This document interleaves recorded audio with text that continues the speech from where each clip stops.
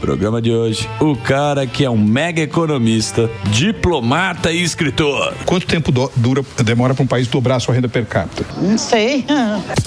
O homem já foi presidente do BRICS e manja muito do mercado mundial. Os países estão fazendo de tudo para fortalecer o seu mercado de capitais e particularmente a sua bolsa de valores. Nós estamos fazendo isso? A gente quer saber. De perdizes para o mundo, Marcos Troirro. Ó o Troirro aí, ó. Obrigado, hein, Troirro, você ter vindo aqui no Pânico, já esteve aqui, já deu uma aula. É uma palestra de 500 pau de graça para vocês. E tem que o jatinho buscar. Sim. Não tem essa, né, Troirro? Ou não? Aí no microfone. Veio de táxi. É porque não tinha onde parar. Vamos deixar o professor Samidana agora fazer a primeira pergunta aqui para o Troirro, que manja muito. Troirro, eu estou preocupado pelo seguinte. Tem um determinado nível de dívida que o Brasil se encontra e que alguns outros países, em que, independentemente de quem ganhe, você vai ter que fazer um ajuste. Só que alguns estudos mostram que quando o ajuste é muito severo, ninguém consegue fazer por mais de um ano, 2, porque a população não aguenta e começa a dar outras externalidades, nesse caso negativas. Assim, eu queria saber para você qual que é o caminho. Assim, você acha que a gente já passou o cabo da Boa Esperança ou ainda tem jeito esse país? Obrigado, Sami. Emílio, é um prazer estar aqui, viu? Obrigado você, pô. Obrigado você. Sami, você conhece a história do mestre Zen e do menino? Conhece essa história? Não. Olha, num tempo longínquo, num reino distante, né? Uma moça chegou pro mestre Zen e disse o seguinte: você viu aquele menino? Ele ganhou de aniversário um pônei. O menino fez 16 anos. Que maravilha, né? Aí o mestre Zen disse: depende. Aí o menino cai do cavalo. Ele cai do pônei, quebra a perna. Essa mesma moça chega para o mestre Zen e diz o seguinte: puxa, que terrível, né? O menino quebrou a perna. O mestre Zen fala: depende. Aí rompe uma guerra entre aquele vilarejo e um outro. Todo mundo é convocado, menos o menino. Por quê? Porque ele está com a perna quebrada. Aí a moça vai lá para o mestre Zen e diz: puxa, que beleza, né? Esse menino não foi convocado para lutar guerra. O que o mestre Zen disse? Depende. Aqui entre nós, Sami, depende. Porque é o seguinte, vamos supor, se você tiver o Paulo Guedes conduzindo a economia do Brasil, o Roberto Campos conduzindo a economia do Brasil, um cara como o Adolfo Saxida conduzindo a economia do Brasil, eu acho que vai prevalecer aquela percepção de que a economia é o que ela é e o que os economistas, os agentes acham que a economia será. Ou seja, a formação de expectativas ajuda a tornar os fundamentos, que são amargos, um pouco mais palatáveis. Então, esse negócio de quem estará no poder conduzindo a economia a partir de janeiro do ano que vem é muito importante. Não só por conta, mais uma vez, daquilo que é a projeção para o futuro, mas porque você tem os mecanismos de correção e, mais uma vez, gerando aquele entusiasmo no mercado, colocando o Brasil, mais uma vez, numa trajetória de reformas modernizantes. Então depende muito de quem estiver na condução. É verdade que algum ajuste terá de ser feito, mas a maneira pela qual ele se efetiva, o tempo que ele dura e o sucesso vai depender de quem estiver segurando o volante. Então quer dizer... Que tem jeito, então. Depende. O que Não, mas, depende do cavalo, do pônei. É inevitável. Sami, você se lembra, você teve... Tem muita gente que fala assim, governo Lula 1, Lula 2, Lula 3, aí eventualmente o governo Lula 4. Na minha opinião, não existe isso. Existe um longo governo do PT, que começou em 1º de janeiro de 2003 e que vai pelo menos até janeiro do ano que vem. Tá certo? É um período longo. Se você é um brasileiro que nasceu em 1985, você se tornou maior de idade no ano em que o governo do PT pela primeira vez esteve no poder. Se você tiver uma recondução agora do presidente da República, em 2031 você será um brasileiro de 46 anos de idade e você viveu 80% da sua vida adulta, ou seja, você viveu todas as semanas úteis da sua vida num país liderado pelo PT. Então, o que é a característica desse tipo de administração econômica? Períodos de expansão, ou favorecidos pela conjuntura internacional, ou por meios artificiais de você inflar a atividade econômica com injeção estatal, e isso necessariamente demanda um período corretivo. Ora, nós conhecemos o Joaquim Levy, que é um grande economista da Universidade de Chicago, tentou fazer essa correção. O que aconteceu? Foi torpedeado. Sim. Por aqueles mesmos que estavam encastelados naquelas posições de poder. Então, é uma situação muito difícil, na minha opinião, se você tiver a recondução do atual grupo que está no poder, ela é, mais uma vez, ela é mais palatável se você tiver uma alternativa. Troirro, o governo usa muito, né, a narrativa de soberania quando vai negociar com os outros países, com os Estados Unidos e com a China. mas no final das contas, né, como o Paulo Guedes que você citou aqui, precisa fazer negócio com os dois países. Qual que você acha que é a forma correta para fazer isso e não ser narrativa? Veja, eu acho que no caso das relações com a China, Daniel, hoje, de cada 100 dólares que o Brasil exporta, 35 vão para a China. Aliás, de cada 2 dólares que o Brasil exporta, 1 vai para a Ásia. Então, a Ásia é muito importante. Você tem uma parcela significativa da população mundial lá. Eles crescem economicamente de uma forma muito vibrante. Quando você cresce a partir de uma renda bastante baixa, as pessoas vão consumindo mais calorias, vão consumindo mais nutrientes. São coisas que a gente tem para vender com excelente qualidade. Então, a China e outros países daquela região vão continuar muito importantes para nós. O que nós não podemos ter é inocência em relação a eles, né? Por exemplo, eu tenho, às vezes, a impressão que quando o atual presidente da República, né, olha para os chineses, ele olha ali um grupo de chineses e diz, poxa, amigos, tem ali um grupo de amigos. E quando os chineses olham para o presidente da República, parece um pouco aqueles desenhos de antigamente, né, que você tem 2 personagens no deserto, eles estão com tanta fome, né, que um olha para o outro e vê um frango assado. Quer dizer, uma coisa meio faixa branca, né, fácil de deglutir. Quando, na realidade, os chineses estão buscando os interesses deles, tá certo? Não é nenhuma grande solidariedade por conta dessas bobagens de sul global. Não, eles precisam criar alternativas, eles precisam comprar alimentos de alguma parte do mundo, apesar de terem, digamos assim, avançado bastante na sua autossuficiência, são os maiores produtores de alimentos do mundo, mas ainda assim são os maiores importadores líquidos do mundo. Eles estão travados, né, numa mega competição com os Estados Unidos, então precisam ficar menos dependentes dos Estados Unidos, vão ficar dependentes de nós. Agora, em relação aos Estados Unidos, veja, você não tem nenhum milagre econômico, Emílio, nesses últimos 70, 80 anos, que tenha sido feito sem algum tipo de relação construtiva com os Estados Unidos. Coreia do Sul, Japão, Singapura, China, tá certo? Mesmo China. Com todo esse arranca-rabo entre China e Estados Unidos, hoje o comércio entre China e Estados Unidos é de 1,8 bilhão de dólares a cada 24 horas. Os caras têm uma mega interdependência. Eu acho que a gente está subrepresentado naquilo que a gente está vendendo para os Estados Unidos. Mesmo antes, né, de 2 de abril do ano passado, que é quando o Trump começa a implementar essa política mais protecionismo de comércio, de tudo aquilo que os americanos compram do mundo, o que vem do Brasil representa 1%. É muito pouco. Então, mas você acha que foi o capitalismo dos Estados Unidos que propiciou a derrocada americana nesse momento? Porque, por exemplo, o Tim Cook lá, quando ele foi fazer o iPhone, que ele contratou as fábricas chinesas, chegou nos Estados Unidos, tinha o funcionário que ganha mais, tinha todo aquele esquema dos Estados Unidos, né? Que a gente tem aqui, aquele custo, sindicato, aquela história toda que a gente tem aqui. Aí o chinês falou assim, quanto você vai gastar? Ele falou, gastar, sei lá, 10 dólares para fazer. Ele falou, não, eu faço para você por 2. Ele falou, olha, que sensacional. Só que todo mundo perdeu emprego, né? E a China cresceu. Isso é como é que essa conta, e agora os caras querem reverter isso, o Trump com essas tarifas aí que o Sami falou que talvez... Sim, eles estão querendo revogar as Como tarifas, é que o cara vai fazer esse... E a Ásia cresceu uma loucura, né? Emílio, eu acho que essa história do declínio americano é conversa para boi dormir, às vezes uma conversa entoada pelos próprios americanos.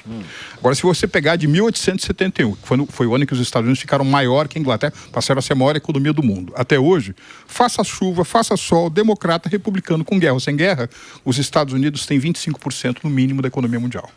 1 em cada 4 dólares que o mundo produz vem de um país que tem 350 milhões de pessoas, num mundo que tem 8 bilhões de pessoas. Vamos lá, você vai para o nível das empresas. A Nvidia, Sami, vale quanto hoje? 4 tri e meio? Não, mas eu sei. Mas a empresa mais valiosa do mundo. Mas e a população? Porque hoje você vê muito desemprego, você vê muita miséria, você vê muito isso na... Renda per capita de 90 mil dólares. Os Estados Unidos têm hoje um desemprego muito baixo. Talvez seja o país com o menor desemprego dentre as economias desenvolvidas do G20. É verdade que o peso relativo da indústria e da manufatura, como fatia de tudo aquilo que os Estados Unidos produzem, caiu.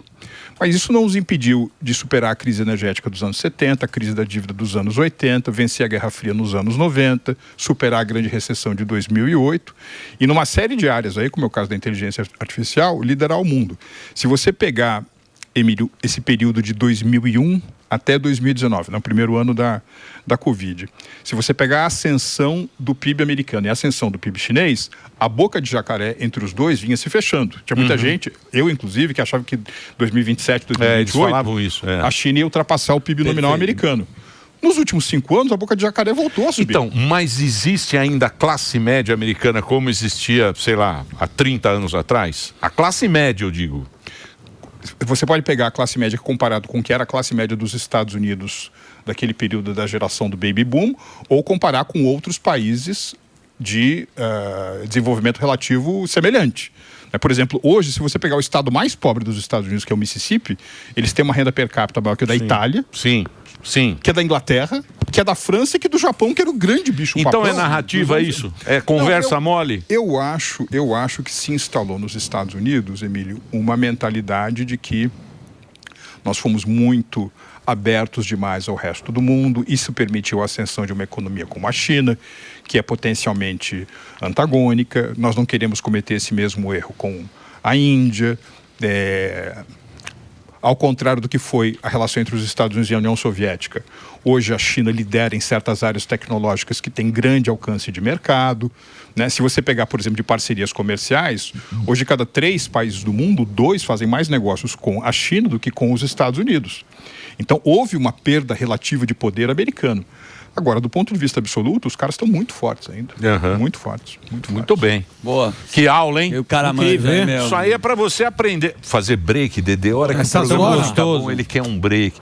Reginaldinho, Dedê pediu, temos que fazer o break. Vamos lá.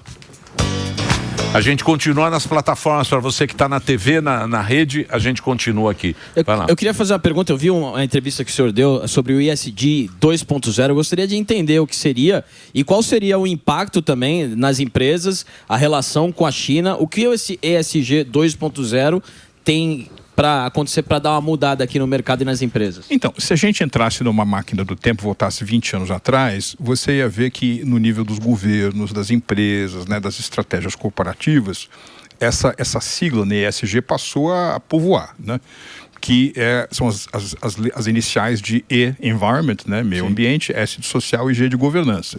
Até no organograma das empresas, se criou diretorias de política ambiental, ou mesmo responsáveis por ESG. Eu não sou completamente antagônico a essa agenda. Eu acho que tem alguma coisa que, se você tirar essa parte mais woke, dá para salvar bacana aqui, inclusive do ponto de vista de preferência do consumidor e de modernização tecnológica. Só que o fato é que, no momento em que, por exemplo, a segunda maior economia do mundo, que é a China, está queimando carvão como queimava nos anos 50. A terceira maior economia do mundo, do ponto de vista da paridade do poder de compra, que é a Índia, está refinando petróleo como se não houvesse amanhã. Se você pegar das 20 cidades mais poluídas do mundo, 18 são indianas. A Rússia, grande vendedora de petróleo, tem esse ativo na sua negociação com os europeus. Os europeus, que era o berço de toda essa conversa de ESG, a Europa, entre outras coisas, é uma superpotência na exportação de narrativas. Então, os europeus, com essa política ambientalmente correta ou socialmente correta, no momento em que os russos invadiram a Ucrânia e os russos começaram a manobrar o próprio fornecimento de petróleo, o que os europeus tiveram que fazer? Ou eu volto um pouco para combustíveis originais, outras fontes tradicionais, vai ficar para trás. Ou eu vou ter que queimar os móveis da sala quando chegar o inverno. Então essa conversinha foi para o lado. Aí você vai para os Estados Unidos, que se tornaram o maior produtor mundial de petróleo, e você tem um presidente que fala, drill, baby, drill. Ou seja, vamos furar pulso para aumentar o estoque de petróleo. Há um choque de energia barata nos Estados Unidos que está ajudando, por exemplo, a produtividade daquele país. Então, essa ESG 1.0, ainda mais num contexto de mais conflitos internacionais, me parece estar sendo substituído por aquilo que eu chamei num artigo de ESG 2.0. E de economia, S de segurança, G de geopolítica. Se você pegar esses grandes gestores, por exemplo, o Larry Fink, da BlackRock, na última carta dele, ele não fala de meio ambiente, ele fala de petróleo, ele fala de geopolítica, ele fala de território, fala de energia, tá certo? Esses são os grandes temas. Me parece, não é que a agenda do ESG original desapareceu, mas ela foi para trás. Quem está segurando hoje o manche é, sobretudo, a geopolítica. E o Brasil, hein? Onde é que o Brasil vai? Porque o Brasil já não tem mais tanta importância, eles não dão mais muita importância para o Brasil. Já foi mais importante, né? Eu digo assim, mundialmente. Você sabe que eu acho que não, Emílio? Eu acho o Brasil super importante. Né? É porque é o seguinte, você viaja pelo mundo, você vai pegando aqui, né, pelo canto do ouvido, o pessoal falar sobre segurança alimentar, comida, segurança alimentar, alimentos, água. O Brasil diz presente. Aí fala-se muito sobre diversidade energética, não só de força do vento, força do sol, hidrelétrica, mas também petróleo, etc. Claro. O Brasil diz presente. Você tem toda essa coisa agora dos tais dos minerais críticos, que são os insumos fundamentais para a ciência e para a economia do século XXI. Aí tem um negócio chamado Serviço Geológico dos Estados Unidos. É uma compilação de onde se encontram, né, esses minerais do mundo. Em primeiro lugar está a China. Quem é que está em segundo lugar e numa posição com mais reservas comprovadas do que o terceiro, quarto, quinto, sexto e sétimo colocado? O Brasil. Então o Brasil tem muita importância. Mas e a prosperidade da galera, do povo? Porque uma coisa é você ter tudo, que sempre ouvi falar, né? O Brasil tem tudo, o Brasil é rico e tal. Mas o povo não tem, ele não vê prosperidade, né? O povo, ele não sente isso no bolso, na vida dele, né? Sempre trabalhar durante o dia para comer à noite. Sempre trabalhar para comer à noite.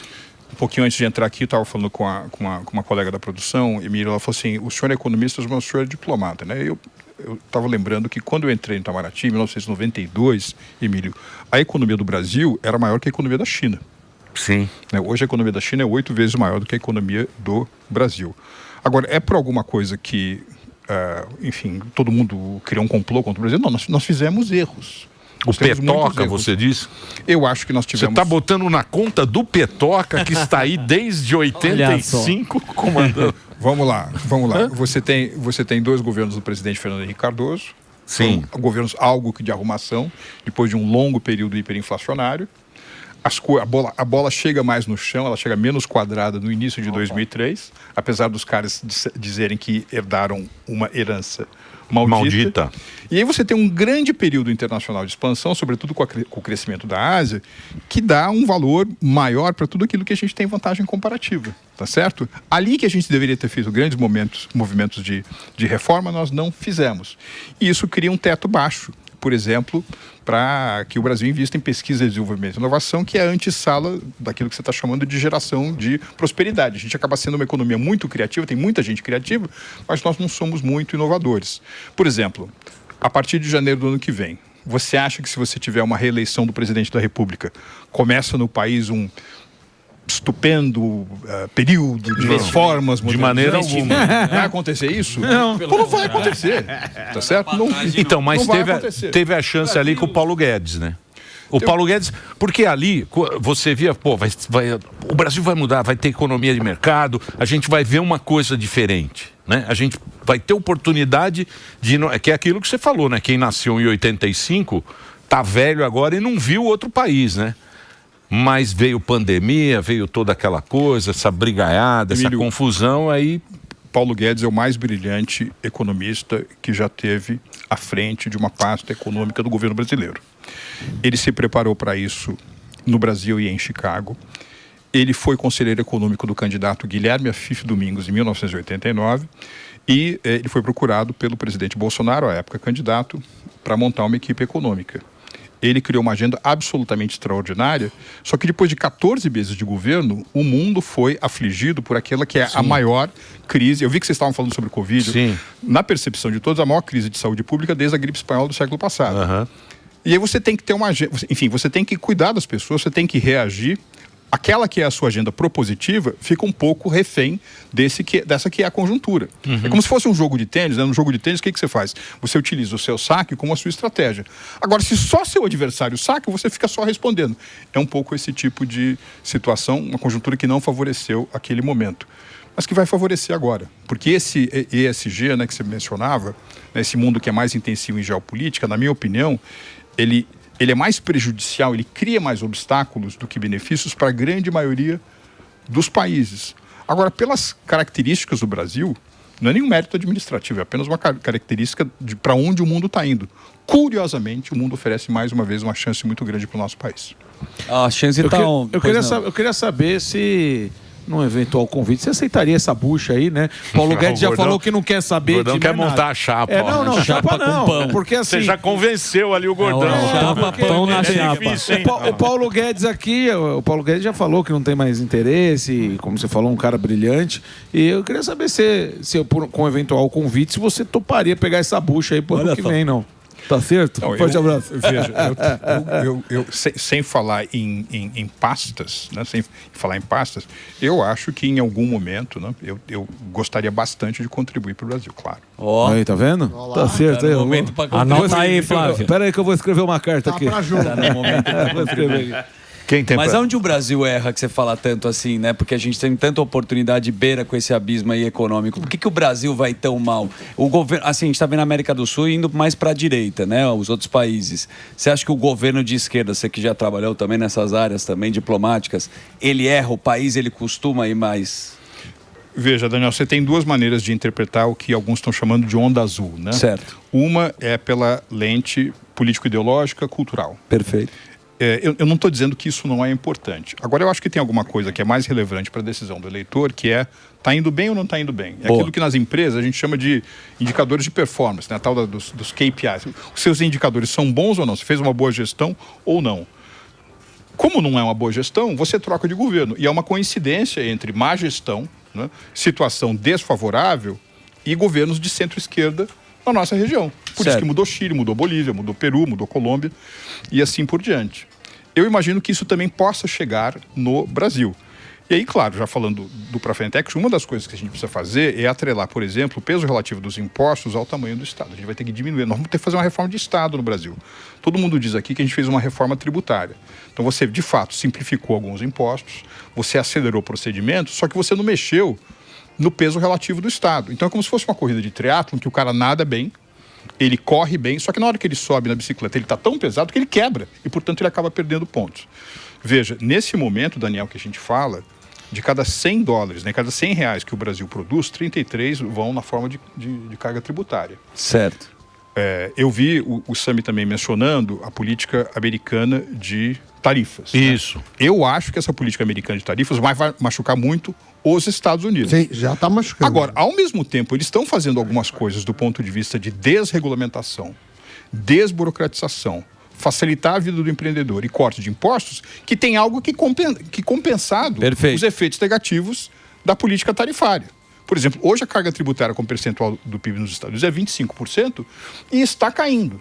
Então, se de repente você é uma empresa que quer diminuir a sua exposição a risco, você está na China há 20 anos, você não quer ficar mais lá, para onde você vai? Você vai para os Estados Unidos ou para o Brasil? Ou então você vai para o Paraguai, que está se aproveitando muito, Uruguai. muito, né, do peso relativo aqui. Então, você absolutamente estrutural mexer na reforma do Estado, até como forma de que os impostos possam cair sobre o consumidor e as empresas no país. Mas com esse pensamento atual, não vai acontecer isso. Não, Por quê? Porque não... É a carreta furacão. É o companheira. Gasta tudo pra eles e nada pra nós. É, isso aí. Não, e uma mentalidade muito arrecadatória, né? Vai extrair mais recursos ainda. Mas você acha que tem onde arrancar mais? Pô, pegaram até as moedinhas lá do laguinho. Do lago. Você viu o que ele mandou? O Lula falou, pega as moedinhas do laguinho. Junta. Tô falando pra você. Do lago. Pensamento é esse. Raspou as moedinhas lá. Pô. Tá precisando de dinheiro, pô. Isso também não, né? É até uma questão de problema de foco, né? Que, em vez de você estar focado no aumento da produção, da produtividade, você está absolutamente concentrado em drenar mais recursos da sociedade para o governo. Não está bom, não. Né? Então, porque parece, aqui no Brasil, parece que penaliza. Quanto melhor tiver o teu business, mais você tem. Parece que penaliza você. Então você fala, ó. É malvadão. Se você vai bem, o cara vai Sucesso é pecado. O pensamento da canhota. Então, o cara que dá bem é o explorador. Ele tá fazendo algo errado. O Tom Jobim, Emílio, dizia que no Brasil o sucesso é uma ofensa pessoal. É isso aí. Mas você acha que tem como mudar esse pensamento? Porque isso é meio enraizado, né? Meio cultural até isso. O Brasil, na realidade, Emílio, é como se fosse um arquipélago, né? Você tem ilhas de excelência extraordinárias no Paraná, em Santa Catarina, no Rio Grande do Sul, aqui em São Paulo, tem extraordinárias. No Nordeste você tem coisas espetaculares. Hoje você vai numa cidade como Cuiabá, ou Campo Grande, no centro-oeste do Brasil, Mato Grosso do Sul, você tem exemplos extraordinários que gente começou com uma cultura no setor do agro razoavelmente rudimentar, mas de repente está entrando no setor de satélites, no setor de tecnologia, no setor de propriedade intelectual. Então tem muita coisa boa acontecendo no Brasil. Ela não é sistêmica e ela não está puxada por um governo simpático. Sabe aquela coisa do Paulo Guedes de tirar o governo do cangote do empresário? Isso é absolutamente fundamental. Isso tem pergunta, professor? Você ficou alguma oportunidade, hein? É agora. Palestra aqui é uma vez por ano. Qual que você acha que é a principal reforma que a gente precisa fazer? Porque uma coisa que acontece, você até falou do Paulo Guedes, eu cheguei a perguntar para o Flávio também, para outros candidatos, quem vai ser o ministro da Fazenda. E ninguém fala. A economia não é tratada pelos políticos como prioridade. Não sei se é porque eles não sabem e vão ver isso depois, ou se eles têm medo de pôr um nome e isso gerar algum tipo de rejeição. No seu entendimento, qual que é a primeira reforma que deveria ser feita? Assim? Você entrou na cadeira, você quer ajudar o país, 1º de janeiro. Onde que você mexeria primeiro? Sami, só sobre a importância que ainda perdura desse tema do Paulo Guedes, você lembra que na campanha de 2018, que elegeu o presidente Bolsonaro, vocês sabem quando, essencialmente, foi anunciado Paulo Guedes como, entre aspas, o guru da campanha? Para frente. Foi no dia 27 de novembro de 2017. E aquilo foi fundamental, me parece, para a vitória do presidente Bolsonaro. Sim. Agora, o legado do Paulo Guedes, da sua equipe, etc., permanece e oferece uma espécie de colchão de sustentabilidade do que viria a ser uma política econômica, por exemplo, do senador Flávio Bolsonaro, o presidente Flávio Bolsonaro, se ganhar as eleições, por conta desse legado. Veja, há uma combinação entre privatizações, concessões, diminuição de benefícios. Nós vamos ter que nós vamos ter que repensar a própria questão da Seguridade Social e da Previdência por conta do aumento da expectativa média de vida ao nascer. Se você disser que você vai priorizar uma, automaticamente você tira a importância relativa das outras. É uma visão holística, essas coisas têm que ser atacadas todas mais ou menos ao mesmo tempo. Muito bem. Maravilha. Acabou? Acabou, né? Você tem mais uma? Não, Se for rapidinho... Isso, pegando a carona no que o Sam falou, você acha que vai ter necessidade de fazer algo que o Milei fez lá? Porque assim, mexer em coisa que não é popular é difícil pra caramba, né? Porque isso aí, de repente, o cara pode até valer uma reeleição, se for o caso do Flávio ou qualquer um que seja. Você acha que precisa ser tão radical quanto o Milei foi na Argentina, não? Você sabe que o Michael Reed, que foi correspondente da The Economist no Brasil, ele escreveu um livro sobre o país e disse o seguinte: olha, o liberalismo é uma planta que não cresceu no jardim brasileiro. Na Argentina é pior ainda, não colocaram nem a semente. Exato. Né? Nós, quando estávamos no governo, tínhamos uma boa relação com a equipe econômica do presidente Macri. Só que ele começou o governo dando boas notícias e terminou o governo tendo que dar as notícias duras. O presidente Milei fez o contrário. Me parece que a situação hoje é muito melhor do que quando ele assumiu. Sim. A meu ver, ele vai ser reconduzido à Casa Rosada. No caso do Brasil, a nossa situação, apesar de delicada, ela não é tão grave quanto a Argentina, e a gente tem também uma espécie de histórico de saber o que funciona e o que não funciona, mais do que os argentinos, certo? Então eu acho que talvez a gente precise menos de um personagem como o próprio presidente Milei entende que ele é, e nós precisamos mais daquilo que a gente poderia chamar de uma equipe, que vai tocar essa agenda adiante. Não, então tá mais tranquilo, então. Tá bom. Ele é muito midiático, né? Ele foi muito midiático, né? Porque a Argentina também é assim, né? Numa das entrevistas do presidente Milei, ainda como presidente eleito, acho que junto com o Tucker Carlson, que aliás foi a entrevista mais vista da história da humanidade, ele diz o seguinte: olha, eu gosto de rock, meio que tem uma banda, fui goleiro, tá certo? Tem esse meu cabelo aqui e consigo falar durante 90 minutos sobre John Stuart Mill ou Hayek, então eu virei um personagem interessante. Sim. Bom, Troirro, obrigado por você ter vindo. Eu vou passar aqui as redes do Troirro. É Marcos Troirro. Troirro é muito difícil falar e é Troyjo. E aí você fala Troirro. Troirro. É que nem a palavra filho em espanhol, né? Troirro. Troyjo.